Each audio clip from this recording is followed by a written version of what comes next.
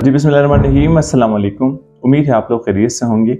Previous video में मैंने topic के हवाले से, रिसर्च में टॉपिक के हवाले से बताया था कि हमने टॉपिक कैसे सेलेक्ट करना है और फिर उस हिसाब से जो है मतलब प्रॉपर जो प्रोसीजर्स थे हमने बयान किए हुए थे। और अभी हम कोशिश करते हैं कि इस चीज़ को हम आगे की तरफ लेके जाएँ और टॉपिक के बाद जो काम हमने करना है तो उस पे हम फोकस करें। तो हमें ये पता होना चाहिए कि जब हमारा टॉपिक रेडी हो जाए तो उसके बाद हमें ये पता होना चाहिए कि हमारी प्रॉपर रिसर्च के ऑब्जेक्टिव्स क्या हैं। ठीक है जी। हम रिसर्च किस चीज़ के लिए कर रहे हैं, मतलब हमारी रिसर्च का स्कोप क्या है। ठीक है जी। अगर हम ये रिसर्च फॉर एग्जांपल अपने सोसाइटी में इम्प्लीमेंट कर रहे हैं, ठीक है जी, अपने मतलब हम आगे जो है सिर्फ कोर्स पास करने के लिए नहीं बल्कि कोर्स पास करने के साथ साथ जो है हम सोसाइटी को क्या बेनिफिट देंगे उस चीज़ के हवाले से। ठीक है जी। तो ये सारी चीज़ें हमें मालूम हो कि हम फॉर एग्जांपल चलते हैं अपने टॉपिक के हवाले से, तो हम अपने टॉपिक के हवाले से हमेशा डिस्कस करते हैं कि मेरे टॉपिक के ऑब्जेक्टिव्स क्या हैं। तो हम जाके आर्टिकल्स में हमारे पास पढ़े होते हैं जो हमने डेटा एक्सट्रैक्ट किया होता है, तो हम वहां से ऑब्जेक्टिव्स जो हैं, हाइपोथेसिस जो है, रिसर्च क्वेश्चन, स्कोप, लिमिटेशन, ये सारी चीजें जो हैं हम यहाँ पर मतलब बिल्कुल वहां से कॉपी करके यहाँ पर पेस्ट करते हैं और हम कहते हैं कि हमारा चैप्टर नंबर 1 रेडी हो गया। ठीक है जी। तो जैसे हमने टॉपिक पे बात की थी उस तरीके से हमने अभी अपनी रिसर्च के ऑब्जेक्टिव्स जो है वो हमने रीराइट नहीं करने हैं बल्कि वो हमने राइटिंग उसकी करनी है। ठीक है जी। और राइटिंग हमने तब करनी है जब हमें एक्चुअल प्रॉब्लम का हमें पता हो, हमारी रिसर्च का जो प्रॉब्लम स्टेटमेंट है उसके हवाले से हमें बिल्कुल सारी चीजें क्लियर हो, तो वो उस हिसाब से हम अपने ऑब्जेक्टिव्स बना सकते हैं। और जब हम अपने ऑब्जेक्टिव्स बना लें, वो सारी चीजें हम मतलब फाइनल करें, तो उसके बाद हमारे हाइपोथेसिस आते हैं, तो फिर हम इजीली अपने हाइपोथेसिस जो है वहां पर सेट कर सकते हैं। ठीक है जी। तो हमने objectives, hypothesis, questions, limitation, scope, ये सारी चीजें कॉपी पेस्ट नहीं करनी है बल्कि हमने अपनी टॉपिक के हवाले से ये सारी चीजें जो हैं वो हमने राइट करनी है। ठीक है। जो प्रीवियस काम हुआ है तो हमारा इतना कॉन्फिडेंट होता है प्रीवियस लोगों पे कि यार उन्होंने काम किया हुआ है तो बिल्कुल सही है। ठीक है। हम जब काम करते हैं तो हम तो बिल्कुल न्यू हैं, हम तो बिगिनर हैं, हमें क्या पता कि हमने कैसे काम करना है, हमने कैसे चीजों को अलाइन करना है, कैसे चीजों को आगे लेके जाना है। तो अगर फॉर एग्जांपल उन्होंने काम किया हुआ है, वो ऑलरेडी पढ़ा हुआ है, तो आपका काम जो है वो भी बिल्कुल उसमें से ऐड ऑन करेगा, क्योंकि री जो है वो तो प्रीवियस स्टेट पे है लेकिन सर्च तो आपका न्यू है। ठीक है। आप तो अपने हिसाब से जो है चीजों को डिग आउट करने की कोशिश कर रहे हैं। आप तो अपने हिसाब से जो गैप है, फॉर एग्जांपल 876 आपका जो है वो रह गया है, तो आप उसमें से कंट्रीब्यूट करने की कोशिश करते हैं, 1% 2% आप कंट्रीब्यूशन करने की कोशिश करते हैं, तो वो फिर उसमें से ऐड ऑन होगा, तो फिर कोई तीसरा आएगा, उसमें से फिर अपने हिसाब से जो है वो कंट्रीब्यूशन करेगा। तो जब भी आप अपने ऑब्जेक्टिव सेट करते हैं तो अपने टॉपिक के हवाले से सेट करें। ठीक है। खुद जो है उस चीज पे सोचें। ठीक है। और खुद अपनी रिसर्च के limitations and scope and findings के हवाले से आपको बिल्कुल स्टार्ट से पता हो। ठीक है। कभी कभार हम ये करते हैं कि टॉपिक जब हम सेलेक्ट करते हैं तो हम इतने ब्रॉडर व्यू में सोचते हैं, ब्रॉडर व्यू में हम चीजों को डिफाइन करते हैं कि हमारी फिर लिमिटेशंस जो रिसर्च की होती हैं फिर वो चीज हमसे बिल्कुल हाथ से निकल जाती है। ठीक है। एक तो हमारा टाइम कॉन्स्टेंट होता है, कभी कभार हम ऐसा टॉपिक सेलेक्ट करते हैं कि जिस पर हमारे पैसे बहुत ज्यादा लगते हैं, और पाकिस्तान में तो खैर इतना मतलब हम बैचलर एंड मास्टर लेवल पे हम नहीं कह सकते कि आपको जो है university and higher education commission आपको फंडिंग करेगा। ठीक है। इवन पीएचडी में भी बहुत कम है कि आपको जो है हायर एजुकेशन एंड जो आपका रिस्पेक्टिव आपका जो है इंस्टीट्यूशन है वो आपको उस चीज के हवाले से फंडिंग करे। ठीक है। तो आप अपनी रिसर्च को इसी मतलब दायरे में रखें। ठीक है।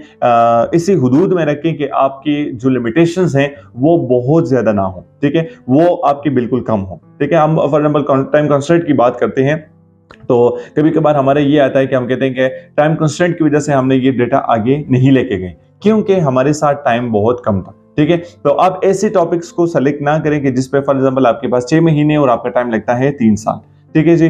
फॉर एग्जांपल आपके रिसर्च पे पैसे आने वाले नहीं है, आपको डेटा फ्री में मिल रहा है और आपका उसी पे फॉर एग्जांपल खर्चा हो रहा है तकरीबन 20-25-30 हज़ार, जो कि नॉर्मल स्टूडेंट्स के लिए बहुत मुश्किल काम है। ठीक है। कभी मैंने सुना है कि रिसर्च पे बैचलर लेवल पे भी 1 लाख रुपए से ज्यादा खर्चा आता है। अगर हम मतलब मेडिकल साइड पे जाएं और हम बायोटेक्नोलॉजी की बात करें, डिफरेंट फील्ड्स की हम बात करें, तो उस पर मतलब स्टूडेंट लेवल पे आपका 1 लाख 1.5 लाख आपका उस पर खर्चा आता है। तो अपनी चीजों को उसी तरीके से आप मैनेज करें कि जो आपको पता हो कि जो मुझे बाद में में अजियत नहीं देगा बल्कि मेरी हेल्प करेगा। ठीक है जी। तो आपने for example chapter number 1 select करना है, तो ऑब्जेक्टिव्स हाइपोथेसिस को मद्देनजर रखते हुए आपने चीजों को इसी तरह अलाइन करना है कि जो आप वहां पर खुद रीराइट करें। आपको प्रॉब्लम स्टेटमेंट के हवाले से पता हो, कभी कभार हम कहते हैं कि for example Morton 1998 started date कि इस रिसर्च की लिमिटेशन ये है, वहां से कॉपी मार के हम यहाँ पर पेस्ट कर लेते हैं और फिर हमें खुद पता नहीं होता, हम जब जाते हैं मतलब चैप्टर नंबर 3 में, चैप्टर नंबर 4 में हमें खुद पता नहीं होता कि अभी हमने इसके साथ क्या करना है, क्योंकि वहां पर तो हमने मोर्टन का कॉपी किया हुआ है,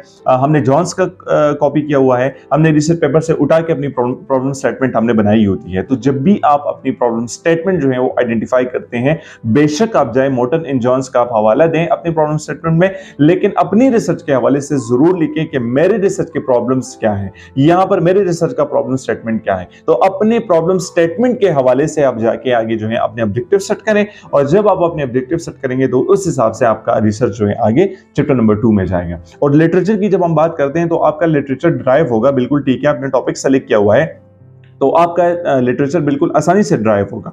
ठीक है जी। आर्टिकल्स डाउनलोड करके, जो मैंने प्रीवियस वीडियो में बताया था कि आपने रिलेटेड आर्टिकल डाउनलोड करके बिल्कुल आपको आसानी से मिल जाएगा। लेकिन यहां पर सवाल ये होता है कि जो आपने लिटरेचर वहां पर लिखना है वो तो ऑब्वियसली है ही कॉपी पेस्टेड, क्योंकि लिटरेचर रिव्यू तो होता ही है कि आपने प्रीवियस मतलब रेफरेंसेस को अपनी रिसर्च के साथ आपने लिंक करना है, वो तो सही है। लेकिन आपके फॉर एग्जांपल अगर प्रॉब्लम स्टेटमेंट के हवाले से आपको पता ना हो तो कैसे आप लिटरेचर पे जाएंगे, आपके ऑब्जेक्टिव्स का आपको पता ना हो तो कैसे आप वहां पर जाएंगे, क्योंकि वो तो सारा कॉपी पेस्टेड है। हम फिर जाएंगे कॉपी पेस्टेड के हवाले से जाके हम लिटरेचर जो है वहां पर ड्राइव करेंगे, तो वो लिटरेचर फिर हमारा वहां सारा गलत होगा, क्योंकि हमने जो अपना टॉपिक सेलेक्ट किया हुआ है वो फॉर एग्जांपल है पेशावर के हवाले से, किसी ने काम किया हुआ है मतलब अमेरिका के हवाले से, किसी ने काम किया हुआ है इंडिया के हवाले से।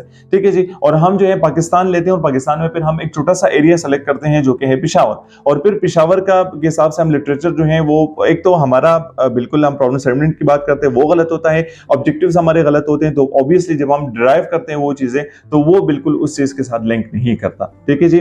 तो इसमें मतलब थोड़े थोड़े छोटे छोटे से पॉइंट्स है, और वो ये है कि जब भी आपने अपने ऑब्जेक्टिव्स एंड प्रॉब्लम स्टेटमेंट ये सारी चीजें आपने लिखनी है और आपने मतलब इसको आगे लेके जाना है, तो आपके अपने टॉपिक के हवाले से हो, प्रॉब्लम के हवाले से हो, आपको सोल्यूशन का पता हो, तो फिर आपको जो है इंशाल्लाह चैप्टर नंबर 3 एंड 4 में बिल्कुल परेशानी नहीं होगी, क्योंकि आपको पता ही होगा कि ऑब्जेक्टिव्स मेरे अपने हैं। ठीक है जी। मैंने खुद बनाए हैं क्योंकि मैंने ये चीज फाइंड आउट करनी है। हाइपोथेसिस अगर फॉर एग्जांपल कभी कभार हम कहते हैं कि यार ये तो मैंने उधर हाइपोथेसिस लिखा था, ये तो यहाँ पर सिग्निफिकेंट नहीं आ रहा, तो इसलिए सिग्निफिकेंट नहीं आ रहा कि आपको पता ही नहीं है कि हाइपोथेसिस मतलब आपके टॉपिक के हवाले से मतलब है क्या, आपने तो वहां से कॉपी पेस्ट किया हुआ है और उस हिसाब से हम फिर वहां पर कहते हैं कि ये तो एक्सेप्ट नहीं हुआ, ये तो रिजेक्ट हो गया।